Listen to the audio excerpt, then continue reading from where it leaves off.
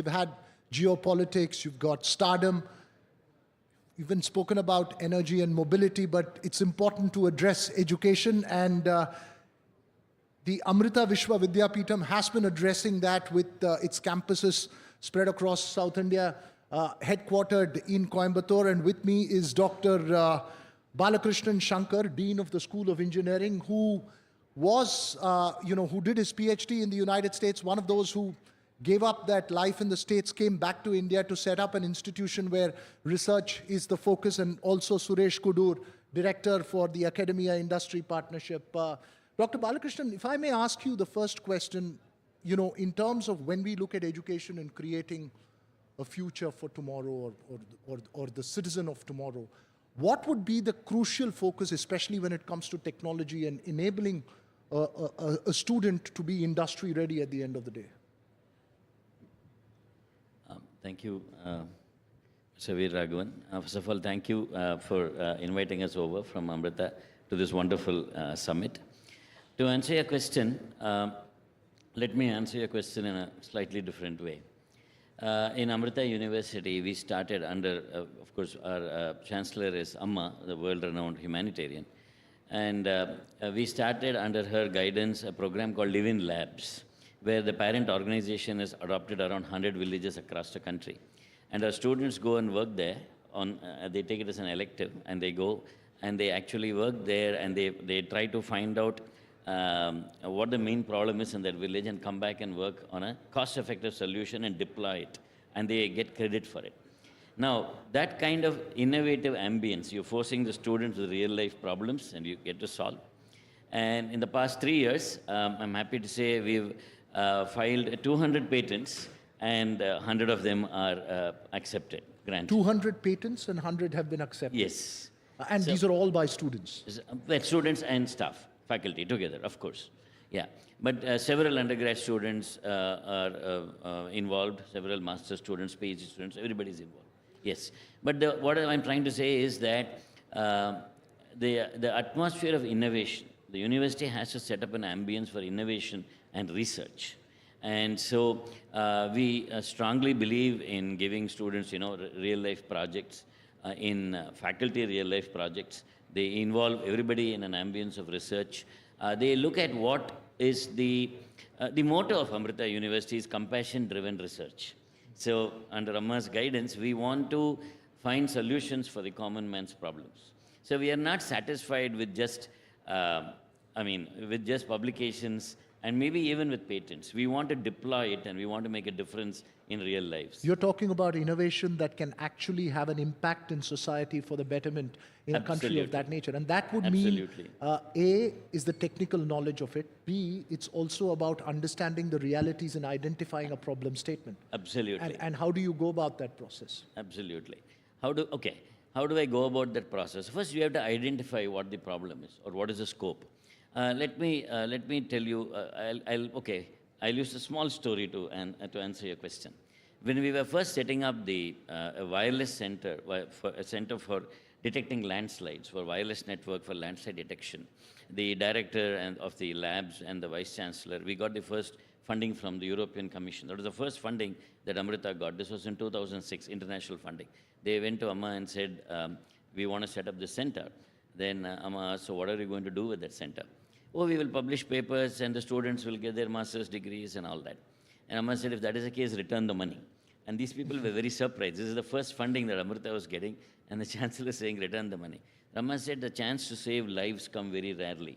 So if you can actually deploy your system in a place which is prone with landslides, and you actually save lives, then accept the money, otherwise you don't. So, when the accountability when you work for a saint is very high. So that's exactly what we did. We identified a village in Munnar, which is North Kerala, Middle Kerala, and which is susceptible to landslides, and we deployed sensors there, and we were able to predict landslides, and we've already evacuated the villages twice, and we've saved lives. And now the wireless center there is known as a world center of excellence in landslide detection. And recently, because of the Wayanad landslides, the parent organization is now putting in 15 crores worth of work to go and deploy it there. So the goal is, to answer your question, you set the goal very high. How do I actually solve this problem? And you have to have an interdisciplinary team. The key is interdisciplinary. So we should stop thinking about this department or that department. The key is interdisciplinary, bringing skill sets from various sides, use AI, use the tools that you can, predict and solve. And it's not just about interdisciplinary in terms of departments, but it's about bringing together, let's say, the industry, Absolutely. the society, the government all together. And that's where your role comes in. Yeah, just is that on?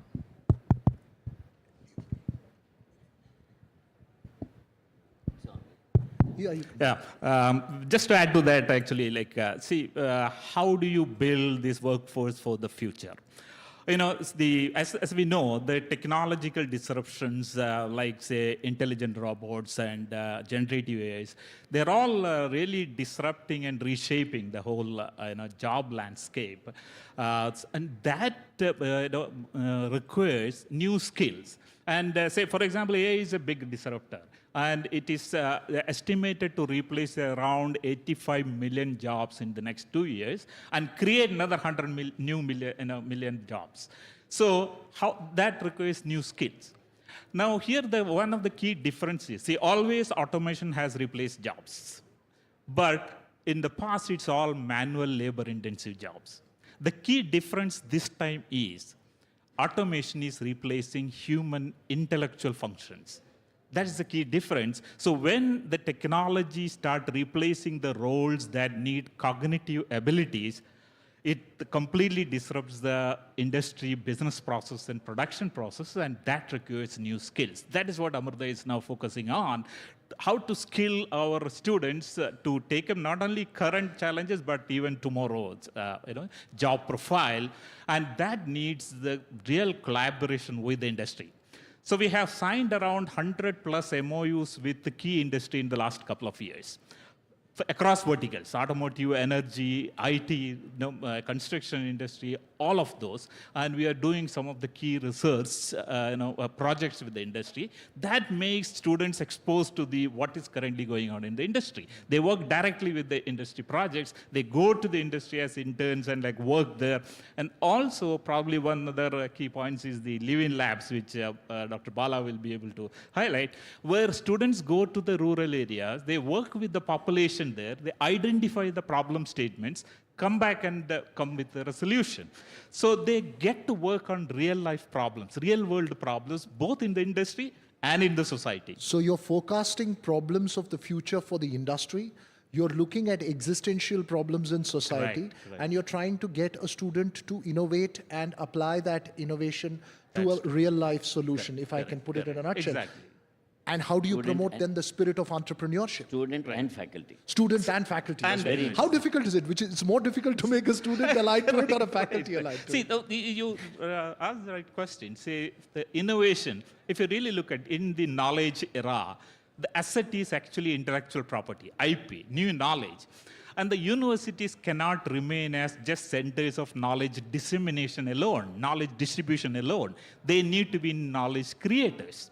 And that is where the innovation comes up. And innovation has to be, it's a mindset, it's a culture. You create new course, you introduce new subject, that will not create a mindset of innovation. It's a mindset, and Amrita is kind of focusing on that. Because let me tell you, innovation is not a natural ally to education. It may sound counterintuitive to at least to some, because education is training and skilling us to comply with what is existing.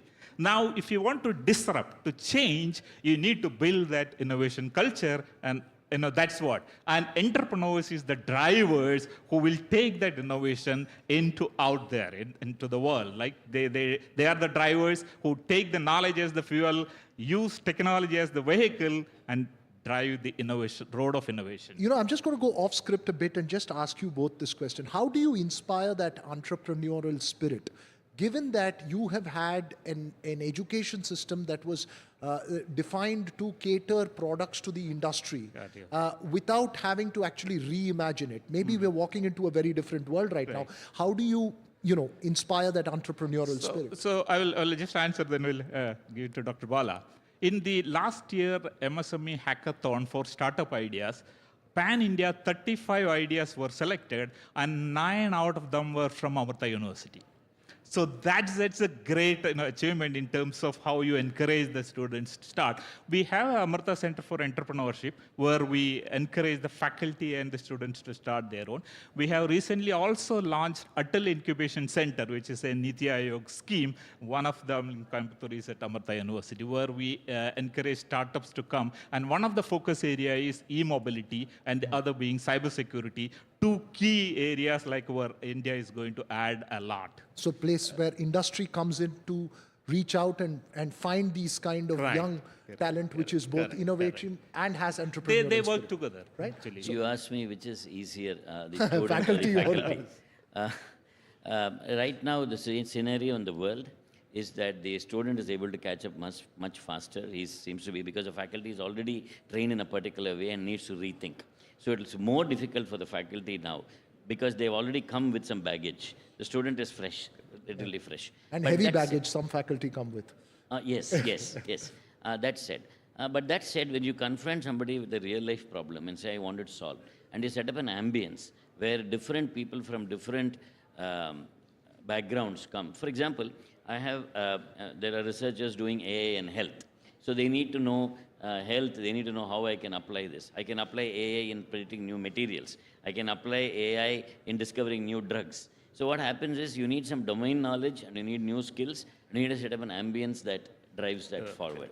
And all this would be essential ingredients in creating a workforce for the future of India's correct. multi-trillion-dollar economy that you are Exactly. aiming for. Absolutely, One is the absolutely. workforce, and the other is like on the higher end of the food chain, where you are leveraging the expertise of the internal, researchers, collaborating with the industry to create new technology. For example, like one of the research area we are focusing on is hydrogen as a fuel. Dr. Bala is spearheading those research. Hydrogen is an alternate fuel, because hydrogen vehicles could be one of the options for tomorrow. Hydrogen production and the storage. That is one of the key research areas happening in Amrita, and we are collaborating with a lot of automotive companies. So that is how we take that research up. Nested in the beautiful city of Coimbatore, in the middle of Western Ghats, I'm sure you have campuses around that place. Yeah. Beautiful. When it comes to that kind of a rural setting, the key challenge is also about getting more women into the workforce, more trained in that process. Is that a crucial challenge? Thank you for asking that. Yes, we recently got the UNESCO chair for gender equality and women empowerment. And we've trained more than 100,000 women in a program called Amrita Shri, where we help several women across India who are disadvantaged, to set up small businesses and all that. We've used haptic technology to train women in various vocational skills, like in different skills. For example, haptic technology is something, it's like a robotic device that gives you force feedback. So using the same device, I can teach many trades using the same thing. For example, on the screen, let's say I'm cutting a pipe. On the screen, I have a pipe. I change the material of the pipe from PVC to steel, then the force I feel is different. So using the same device, I can train a person on different machining operations. So using that, we've trained a lot of women in various vocational skills. I'm building toilets in their villages and things like that, and then setting up water filters. So that has led to a UNESCO chair in gender equality and women empowerment that Amrita has got. And we strongly believe that because deep in the villages, there is still a lot of bias, gender bias when it comes to education. The son is sent to the better school, the daughter is not necessarily sent. We want to address that issue. And in terms of instilling the desire, for instance, where one of the big problems that India has often faced and spoken about is brain drain, where you have top educational institution people going, like you went to IIT, did a PhD in the US, most stay back, you came back. From a rural environment and in terms of an institute that you're running, how do you inculcate and inspire them to look at social problems, which may not be monetarily immediately rewarding, but it could give great rewards over a long period of time. How do you go about that process? Certainly, Dr. Bala, I myself did my MS in US and I came back to India. So, and that reverse brain drain is only on the rise nowadays. But as I rightly said, see, an institution like ours, we focus on, again, more enabling the rural populations and those students, skilling them who contribute back to the country. So there are a lot of those programs. Not only we get the intakes, we also give back to the society. As Dr. Bala rightly said, we skill women and for making so that they can make a living out of the skills. So that is something certainly we are looking at, and also we do support people who want to, students who want to go for higher studies. We focus on who want to get job. Almost 350 plus companies come for campus placement every year at the campus. We also encourage as entrepreneurship, where we facilitate. And one point I want to make is, see, most of the time why students don't jump into entrepreneurship is fear of failure. What if you try 2 years, 3 years and don't be successful, and can I get back to the job market? And if we can facilitate that, if we can assure that they will be taken care and they can come back to the job market, many students would dare to take up the entrepreneurship. That is something we must look at as a policy, that how to enable that. I wish one of your students will come up with a technology to make more time, because we are run out of time on this conversation. Great. And probably I want to make one last point is that academia and industry must understand each other's strengths and look for stronger collaboration for creating the technology breakthroughs and knowledge, so that we can make India a big economically as well as technologically advanced country. On that note, and I hope, wish you all success. Yes, very quickly, sir. Yeah, we, in Amrita, we not only have reverse brain drain, a lot of people coming back, we also have brain gain. There are people from other countries who have come and become our faculty. Brain gain, not just reverse brain drain. Thanks very much for being Thank you part very of much. the NDTV World Summit. Thank you so much. All the best on all your endeavors there. Thank you very much.